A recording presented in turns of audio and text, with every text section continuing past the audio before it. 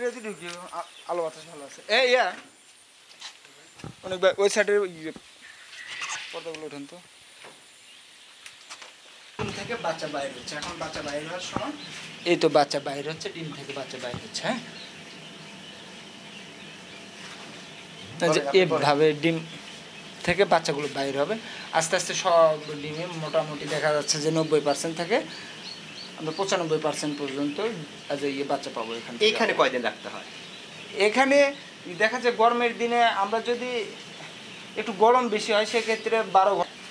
ওখানে সব বাচ্চা মানে ডিম থেকে বাচ্চা বাইর হলে ওখানে দেখা যাচ্ছে যে যেহেতু এই শাটারে সেটিং করা আছে, হ্যাঁ, ও ট্রে থেকে ডিম বাচ্চা যদি নিচে পড়ে যায় তাহলে সেই বাচ্চাগুলো আঘাতপ্রাপ্ত হয় এবং ইনজুরি বেশি হয়। এর জন্য বাচ্চাটা খুব আলতোভাবে যেন বাইর হয়ে ওখানেই থাকতে পারে, এর জন্য রাখা হয়েছে।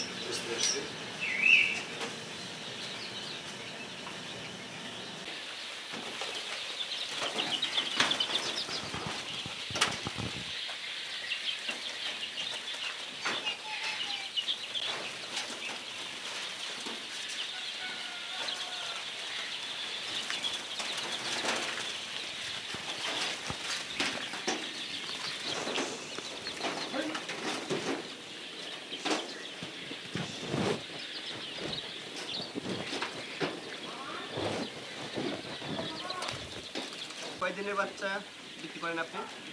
করলে 0 বাচ্চা থেকে বিক্রি হয়, 0 বাচ্চাটাই বেশি বিক্রি হয়।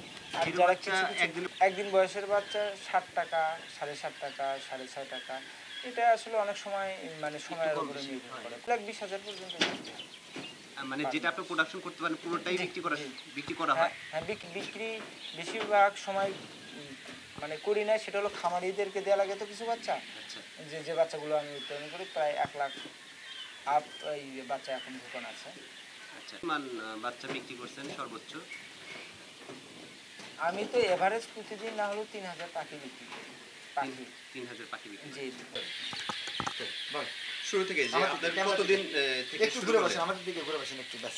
হ্যাঁ, বল। হ্যাঁ, কি আমার ইয়ে থেকে বলবো যে থেকে সব? আচ্ছা আচ্ছা, যে কোয়েল পাখি বাচ্চা কিভাবে ব্যবসা শুরু করলেন, কতদিন বয়স, কত টাকা দাম রাখেন সারা বাংলাদেশে? আচ্ছা আচ্ছা, ঠিক আছে। কোথায় কোথায় যায়, হ্যাঁ বলেন, মাসে ক্যাপাসিটি কেমন?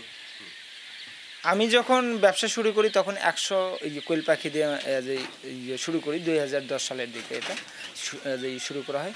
বাট এখন তো মোটামুটি ভালো পাখি বিক্রি, আস্তে আস্তে পাখির চাহিদা বৃদ্ধি হতে থাকে এবং আমার উৎপাদন।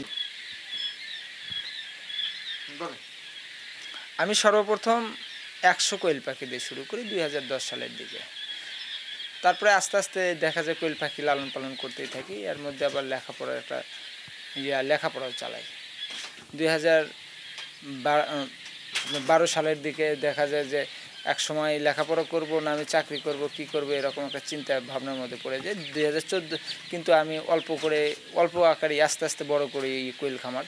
কিন্তু 2014 সালের দিকে আমি বিবাহের সাথে বিবাহ করি। তারপরে দেখা যায় যে পারিবারিক যে একটা ঝামেলাতে পড়ে যায়, মূল সমস্যাটাই যেটা পড়ে যায় তখন, সেটা হলো যে আমার চাকরি করতে হবে। তখন আমি খামারের দিকে একটু কম সময় দিতে পারি, যে আমার চাকরি নিয়ে ব্যস্ত। তখনও দেখা যায় 2016 সালের দিকে আমার একটা চাকরি হয় আপনার 93 দুর্যোগ অধিদপ্তরে কার্য সহকারী পোস্টে, গাজীপুর শ্রীপুর উপজেলায়। এটা চাকরিও করি আবার এই ব্যবসাটাও চালাই।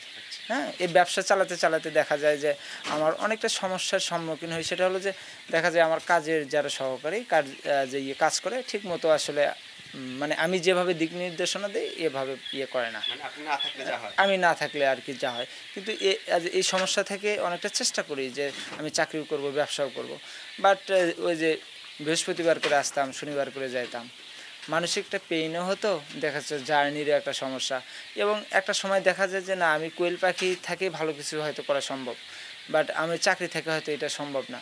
এরকম একটা ঝুঁকি নিয়ে নিই যে না, আমি চাকরি করব না, আমি ব্যবসার সাথে জড়িত হব।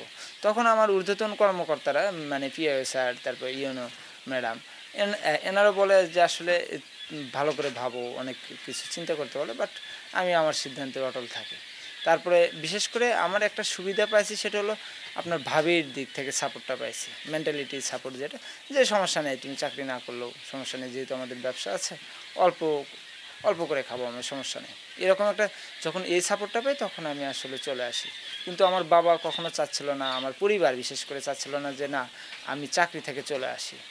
তারপরেও আসে, যেহেতু একটা খামারের সাথে এখন জড়িত হয়েছে, মোটামুটি আমি এখন বলা চলে যে আলহামদুলিল্লাহ ভালো আছি। কারণ হলো দেখা যাচ্ছে আমার এখানে একটা প্রাপ্তির একটা জায়গা আছে কি, যে অনেক খামারি মানে এটার সাথে এখন জড়িত হয়ে গেছে। আমাদের এলাকার প্রায় 30 থেকে 32 জন খামারি আমার এখানে জড়িত হয়ে গেছে।